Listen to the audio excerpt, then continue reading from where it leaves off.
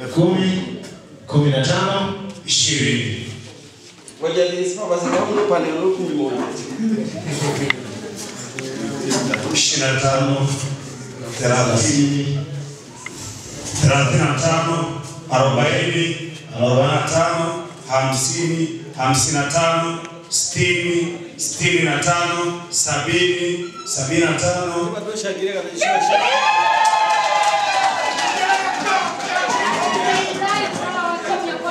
Hiyo ni 75, 80, 85, 90, 95, laki.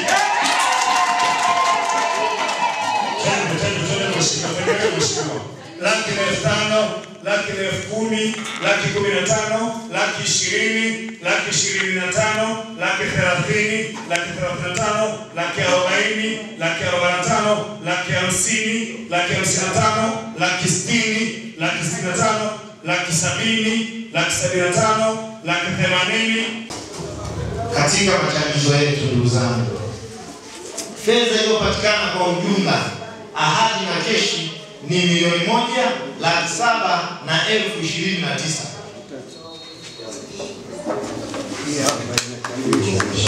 Na nyingine hiyo imefika.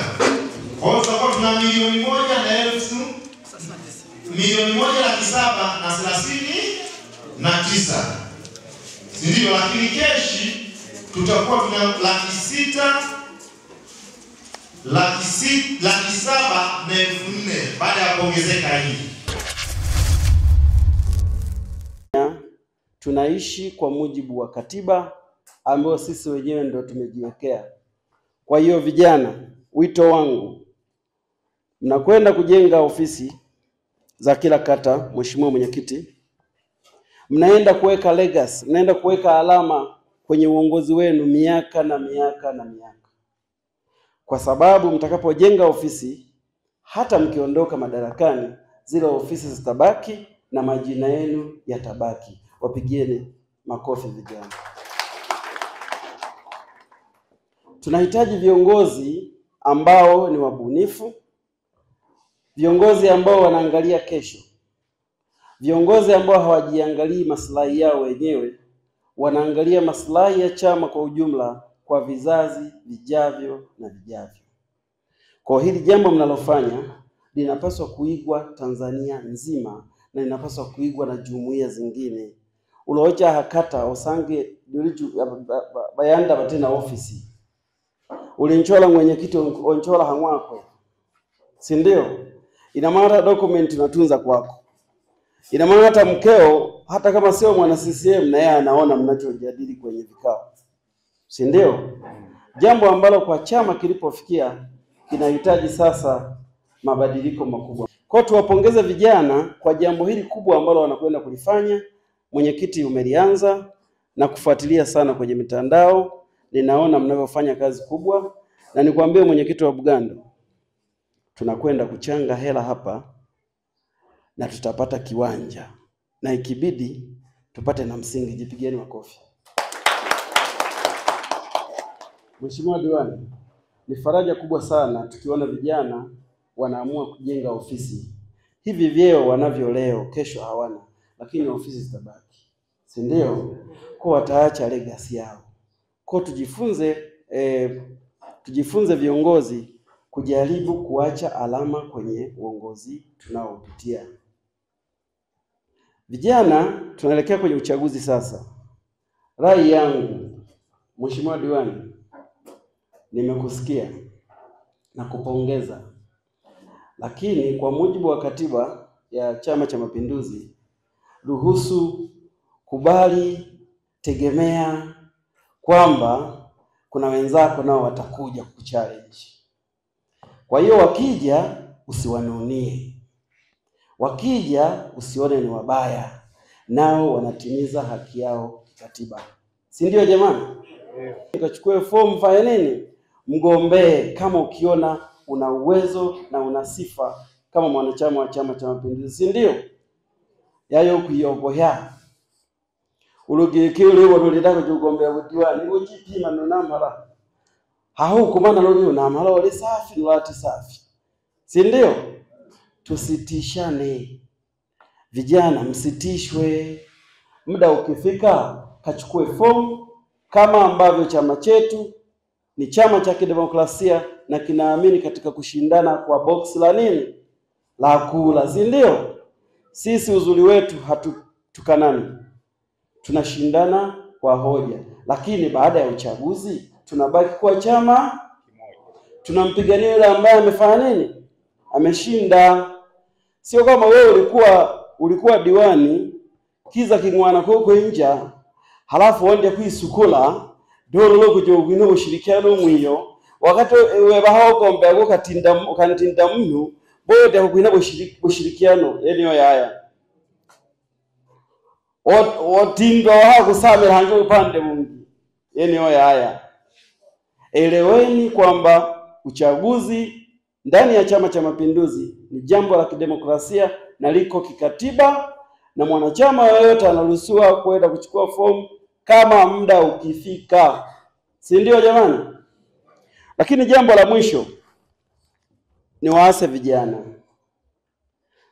mtandio ndio kutumika kitu makala iga kuzengela makorofa, ili kali ya kuzengela makorofa leo shiriki korofa likaponywa kwa ango chene. Tusikubali kuingia kwenye mtego wa rushwa. Nendeni mkajitahidi kusimama kama vijana ambao mtatenda haki kwa kila mtu. Msitumie vyeo vyenu vibaya kuwagandamiza wengine ambao nao wanatumia haki yao kugombea. Msiamini katika fedha kwamba lazima mgombea awe na fedha ndio tumchague. Chama cha Mapinduzi hakijawahi kuuza uongozi kwa mtu yoyote. Uongozi sio kitumbua. Yaani sio geko uongozi shitumbula. Geko cha mwidoka wakula. Uongozi wa Chama cha Mapinduzi ni kwa mwanachama yoyote anayekizi vigezo ambavyo Chama cha Mapinduzi kimeweka. Kwa vijana msitumike kama watu wa kubeba mabegi ya hela kwa ajili ya watiania, na msitumike kuchafua viongozi waliopo ama viongozi wanaokwenda kugombea. Yaani wewe sasa unakuwa kazi yako ni kumsema vibaya tu mtu ambaye amechukua fomu ya kugombea. Hiyo hapana. Vijana, hii nchi imekombolewa na vijana. Baraza la mawaziri la kwanza la Mwalimu Nyerere aliyekuwa na umri mkubwa alikuwa na miaka 42. Wengine wote walikuwa na miaka 30 kitu. Kwa ina maana nyinyi vijana ndio ambao tunawategemea muweze kusimama imara kuhakikisha chama kinakwenda vizuri kwa kuepuka rushwa. Nataka niwape mfano. Wewe mama, mimi nikakupa 10,000. Hii ni ya kimikakati yenye maslahi mapana ndani ya jumuiya pamoja na chama. Ziara hii haina maslahi ya mtu binafsi. Nataka niliseme hili kwa sababu mimi ninajua ujio wetu sisi katika kata mbalimbali tunapotembea, yapo mambo yanaibuka sana. Paka kufikia hapa tumefika siku ya leo, ni jambo la kumshukuru Mwenyezi Mungu. Ziara ya umoja wa vijana imekuwa ikipigwa vita sana, kila moja ikitafsiri tofauti tofauti, lakini sisi tukiwa tuna nia ya kujenga na kuimarisha jumuiya yetu. Niwaambie, na wapo watu, imani yangu, asubuhi wamepigiwa simu wakaambiwa nendeni pale mkasikilize mwenyekiti wa umoja wa vijana anaenda kuzungumza nini. Huo ni uchochezi na upoteshaji, lakini yote yanafanywa haya ni baadhi ya watu wachache wasiokuwa na umuhimu katika kuimarisha aidha jumuiya au chama. Ndugu zangu, niwaambie, mimi kama mwenyekiti wa umoja wa vijana wa Chama cha Mapinduzi kwenye wilaya yangu sipo tayari kumuona kijana yoyote akibeba mikoba ya watiania wala mikoba ya wagombea. Na mimi nitakuwa mkali kwa mujibu wa kanuni ya umoja wa vijana na katiba ya Chama cha Mapinduzi nikimuona kiongozi yoyote akimnyoshea kiongozi mwenzie aidha kwa kumchukia, kwa kumchafua kwa sababu yuko kwenye nafasi fulani. Hizi nafasi kila mmoja amepewa. Kama amepewa na ameaminika kwa wanachama aidha kwa wananchi, lazima tuheshimiane. Heshima yetu ndio thamani kubwa ndani ya chama chetu na jumuiya yetu. Lakini wapo baadhi ya watu wamechaguliwa au wameteuliwa, wapo kwa ajili ya maslahi yao binafsi na sio maslahi ya chama wala jumuiya. Mkiwaona watu wa design hiyo, lazima tuwakemee. Watu wa design hiyo hawana afya ndani ya chama chetu. Hawa ni wahujumu namba moja ndani ya chama chetu. Ziara hii ya umoja wa vijana haina mgombea yoyote, na sisi hatutabeba mgombea yoyote. Kila mtu akomae kivyake. Mimi nimefundwa, nimelelewa ndani ya Chama cha Mapinduzi. Ninajua jema na baya. Sema kazi na utu, tunasonga mbele. Ndio kauli mbiu yetu. Kazi na utu, tunasonga mbele. Hatuna no reform. Na hakuna mwenye uwezo wa kusema no election katika nchi. CCM oyee. Hakuna mwenye uwezo wa kusema no election, kwamba bila mabadiliko hakuna uchaguzi. Hayupo. Sisi Chama cha Mapinduzi, licha ya kuwa chama tawala, tulikuwa nayo mamlaka yote ya kusema no election, hakuna uchaguzi. Si serikali ya kwetu, lakini sisi tumelelewa kwa maadili bora. Tunazifua hata sheria za nchi yetu ambazo tumezitengeneza sisi wenyewe. Kila baada ya miaka 5 uchaguzi. Na miaka 5 imeisha, mwezi Oktoba ni uchaguzi. CCM oyee. Kwa hiyo wanaopita wanawaambieni kwamba hakuna uchaguzi mwaka huu, washindwe na warejee. Kuna ile nyimbo ya Masanja anasema pepo pepo. Naitikiaje? Pepo pepo. Pepo pepo. La Tundu Lissu toka pepo. CCM oyee. Tuyakemee mapepo yote yanayotushawishi tukengeuke, twende kinyume na katiba yetu ya nchi. Mwaka huu ni mwaka uchaguzi. Wana CCM tujiandae kwa ajili ya uchaguzi. Hatuwezi kuvunja sheria zetu wenyewe ambazo tumeziandaa.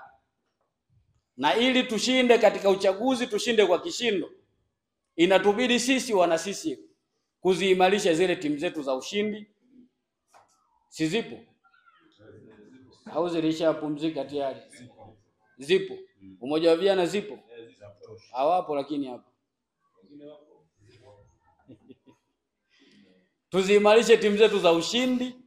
Ni muda wa kukaa nao vikao vya mara kwa mara kuhakikisha mnaweka mikakati ya kuelekea ushindi wa uchaguzi wa CCM katika nafasi ya rais, nafasi ya mbunge na nafasi ya diwani.